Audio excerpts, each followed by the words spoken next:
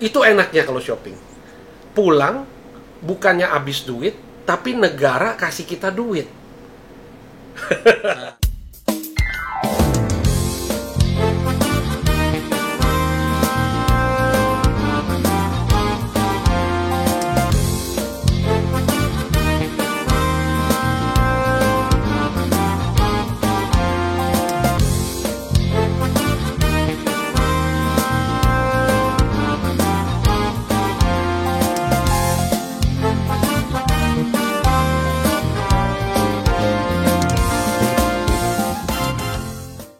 Assalamualaikum Sobat Muslim Traveler dimanapun berada. Jumpa lagi bersama saya Priyadi Abadi TV dalam Ceritakan Momen Abadimu.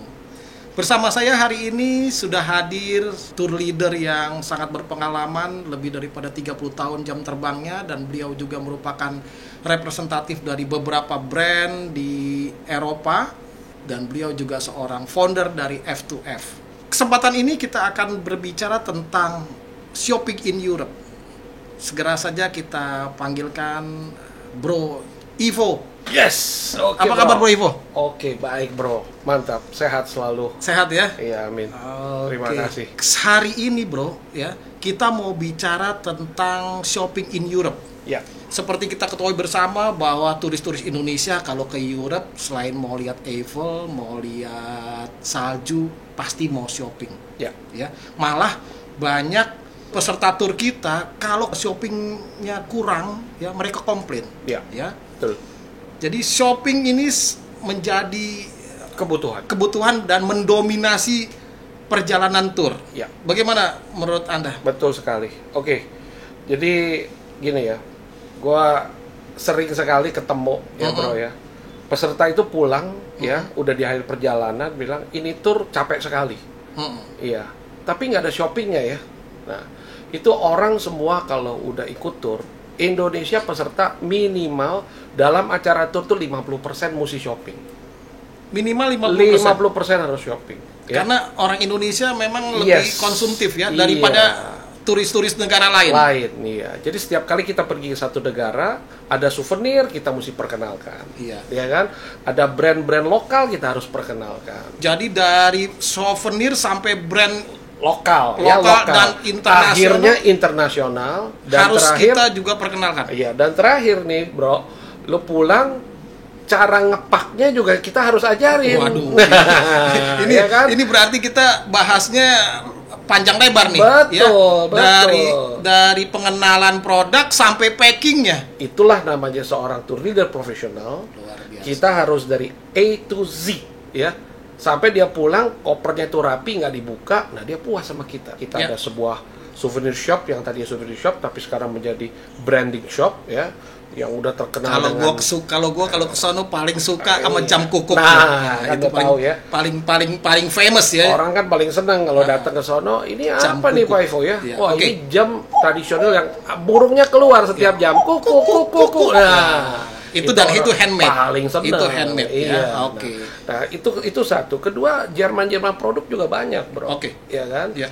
Yang kita juga mesti tahu. Nah, setelah itu kita juga pegang yang ada di Italia, sebuah factory yang leather factory ya, yang bikin jaket kulit. Waduh, itu premium kelas. Nah, itu produk-produk yang boleh dibilang internasional juga udah tahu, namanya Piero Tucci. Iya, Piero Tucci. Okay. Terus kalau mereka ke Belgia, mereka makan coklat. Nah, ini nih coklat halal ini. Betul. Ya, cocok sekali untuk market gua, bro. Buat kita nih paling cocok banget. Karena sudah terjamin kehalalannya dengan sertifikat. Betul. Ya. Dan nggak ada di supermarket, sorry. Nah, cuma ada lu datang ke Belgia, kita ajak ke sana, pas sekalian kita foto dengan mannequin piece, nah di belakangnya ada di situ. Jadi kurang lengkap kalau ke Belgia nggak makan coklat itu, dan nggak bisa dibeli di online juga nggak jual. Jadi harus ikut turnya lo lah. Benar. Ya kan? Kalau coklat Swiss kita bisa beli di Jakarta banyak. Supermarket banyak. Iya.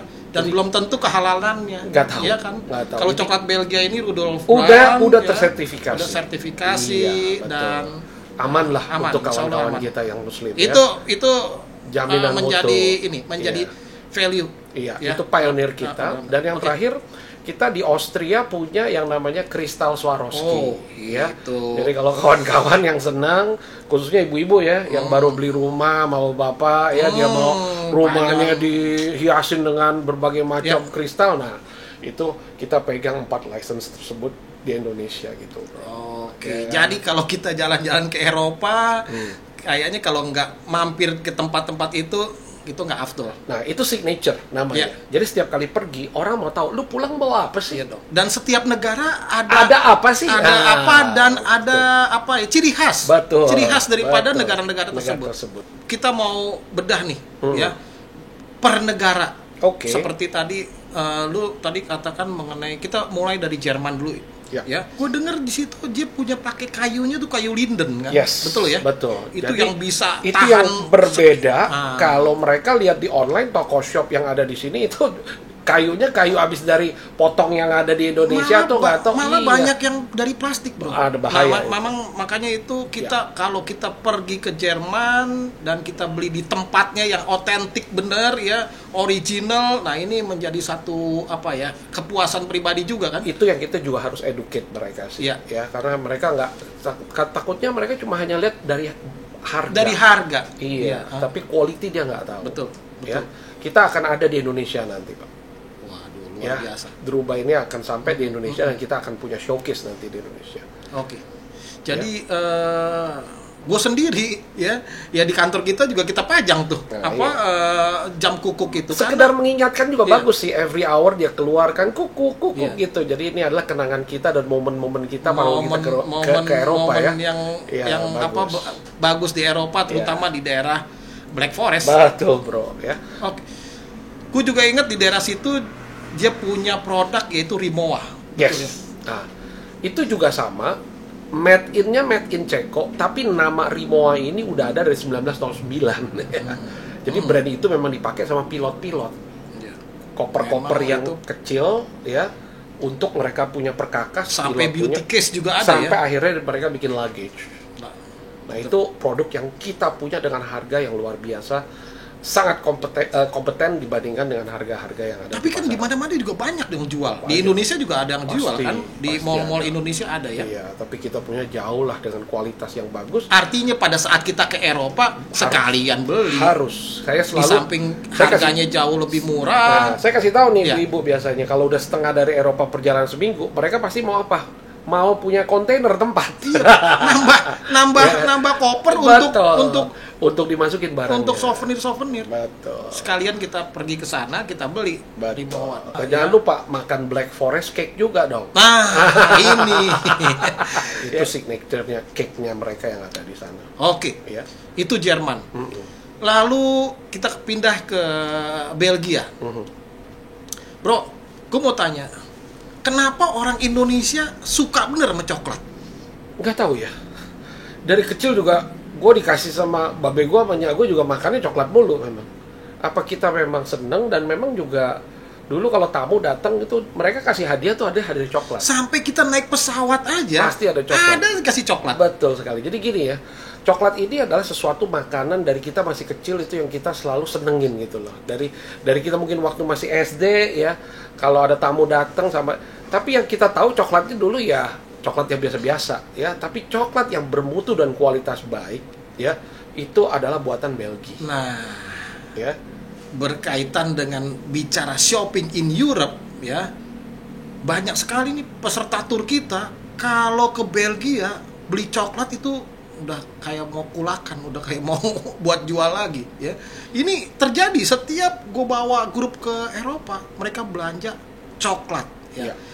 Ini yang membuat gue kadang-kadang bingung ya. Padahal beli coklat kan di Indonesia juga bisa, banyak. Ya, itulah bedanya ya. Tadi gue udah bilang ya. Jadi kalau kita beli coklat yang banyak di supermarket, ngapain kita bawa berat-berat? Iya, betul. Ya kan? Jadi overweight nanti urusan lagi. Buat apa? Jadi betul. Kita mesti cari coklat yang bukan harganya termurah dan bukan harganya termahal atau premium coklat, tapi coklat yang hanya ada dijual di negara tersebut. Nah, artinya lu bicara kualitas di sini. Udah pasti kualitasnya udah bagus. Belgium punya. Iya. Udah standar paling tinggi. Iya. Ya. Jadi coklat ini kalau kita bicara di Europe itu sebetulnya yang paling the bestnya itu Belgia atau Swiss? Nah, ini dia bedanya. Belgium punya coklat itu tidak dimix dengan berbagai macam tambahan-tambahan materi lain. Misalkan lu kasih almond kayak gitu-gitu ya. Iya, jadi kalau pure coklat, Belgium itu adalah salah satu penghasil yang paling terbaik. Dan dia handmade ya? Dia handmade ya. Kedua, mereka juga suka kadang-kadang tambahin susu, tambahin lain-lain. Nah, itu jadi manisnya tambah tinggi. Gulanya juga tambah tinggi. Nah, negara yang pertama kali masukin coklat dengan susu itu adalah Swiss. Iya, jadi Swiss yang tambahin. Karena Swiss juga klaim bahwa dia juga paling the best. Paling the best. Ya, tapi paling manis buat orang diabetik kasihan. Ya kan? Jadi Swiss itu dia tambahin susu. Quality coklatnya diturunin, Bro. Susunya dibanyakin, quality coklatnya diturunin gitu. Jadi yang kita makan susunya yang banyak sama gula. Jadi kalau kita mau bicara tentang coklat, Belgium ini the bestnya ya. Udah paling the best. Yang otentik coklat itu the bestnya udah the best. Belgia. Dan terakhir, ini perusahaan dia bikin sertifikasi halal. Ini yang paling penting buat gue, Bro. Iya. Ya, karena market gue ini kan gue bawa grup halal tour, Betul. grup muslim tour. Cocok jadi gue harus bawa ke tempat-tempat yang mempunyai sertifikat halal demi kenyamanan dan keamanan. Bro. Tadi kita udah bicara tentang Jerman, Belgia, gue mau loncat ke Italia ya. Karena kita ketahui bersama kalau kita bicara Italia, apalagi kalau nggak bicara tentang kulit, ya kan? Nah, gue dengar lu kan juga salah satu perwakilan daripada factory ya, leather factory ini bukan toko ya, Italia. It's a factory. Pabrik ya. Yang mana gue juga beberapa jaket gue punya tuh dari Piero Tucci ya. Bro, lu boleh ceritain sedikit tentang Piero Tucci itu? Iya, keunikan mereka adalah pemasok bahan materi dulu untuk pabrik-pabrik di seluruh dunia. Bukan toko loh, pabrik-pabrik juga ya. Karena mereka datang yaitu bahannya dari Afrika. Terus mereka cultivate ya, setelah itu mereka jual ke pabrik-pabrik, tapi lama-kelamaan mereka mau jual retail juga. Salah satu yang tadinya mungkin dia B2B mungkin. Nah, tadi dia B2B. Nah, sekarang dia jadinya B2C juga karena dia lihat retailnya enak ya.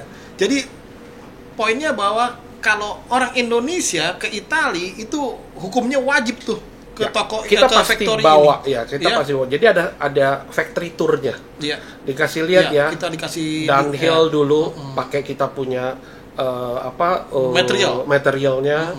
Terus juga seperti Valentino juga mereka banyak pakai brand-brand terkenal. Sampai belakangan terakhir merek-merek dari Amerika juga mereka masuk. Jadi termasuk Furla, Coach, Kate Spade, ya mereka juga cari bahannya sama kita juga. Dan mereka kasih tuh ke retail juga jualan barang. Bro. Kalau bicara tentang kulit ya, Garut juga kulitnya bagus. Kita nggak bilang jelek. Nah, pertanyaan gue, kalau kita ke Eropa ini kan kembali lagi kita kan harus bawa oleh-oleh, ya kan? Ya kalau dari Italia oleh-olehnya kulit. Apa yang membedakan kulit dari Italia dengan negara-negara lainnya? Let's say kita bicara tentang Turki. Turki juga kan dia juga promosi jaket kulit juga gencar sekali. Gimana, Bro? Jadi bahan mereka yang mereka bikin, Italia dari zaman Renaissance abad ke-16, orangnya tuh udah pinter-pinter. Yaitu apa? In terms of mereka modeling. Kedua, mereka jahitannya juga bagus, Bro. Jadi kalau jahitan Italia, kawan-kawan ya, kalau pernah dengar gitu ya, itu yang namanya artis terkenal namanya siapa? Michelangelo dari Italia. Nah, itu sangat terkenal sekali di Italia.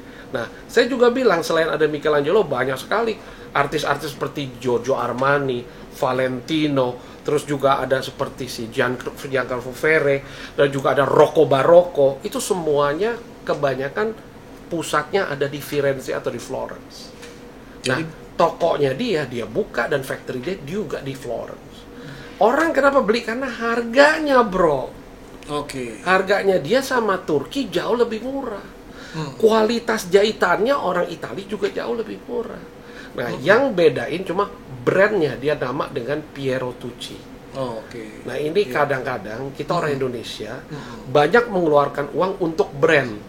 Tapi kualitasnya mereka lupa.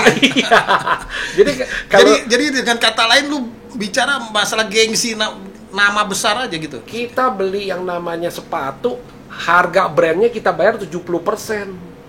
Kualitas 30%? Kualitasnya 30%. kenapa ya orang Indonesia itu lebih suka bicaranya tentang apa ya, tentang brand, tentang gengsi ketimbang quality. Nah, Ya. menurut lu gimana? Karena memang kalau yang namanya kalangan jet set, kalau ketemu mereka kan butuh suatu performance ya. Kalau kita Merek. tahu, nah merek itu ya menjadi mereka punya acuan gitu. Oke. Ya kan? Jadi Even quality-nya juga nggak bagus-bagus amat juga ya. Garut kita juga nggak kalah kalau yang pakainya itu lu bro, ya kan? Dilihat di depan orang, kalau lihat lu dari atas sampai bawah semua Itali, tapi ada Garut satu kagak kelihatan. Bener nggak? aja loh. Iya kan? Jadi Ya. kalau kita bicara Itali nggak jauh tentang kulit ya. Yes. Jadi di Fiorucci bukan hanya sepatu ya, sepatu Pokoknya seluruh aksesoris. aksesoris Termasuk ya, dia jaket, punya gelang ya, apa, termasuk ada tas. bucket untuk ya tas macam-macam semuanya dia mereka ada. Oke. Iya. Dan di sana juga dapat tax refund. Sama. Itu enaknya kalau shopping. Pulang bukannya habis duit, tapi negara kasih kita duit. Nah, ini teman-teman sekalian Ya. ya. Ini menarik. Kita akan bicara nanti tentang tax refund. Iya. Karena kita sebagai orang Indonesia yang akan shopping di Eropa, kembalinya itu kita akan mendapatkan pengembalian pajak. Iya. Tapi proses pengembalian pajak, nah ini nih, Waduh. kita harus gali dan kita harus Pengembalian pajak bicarakan. ini paling ribet.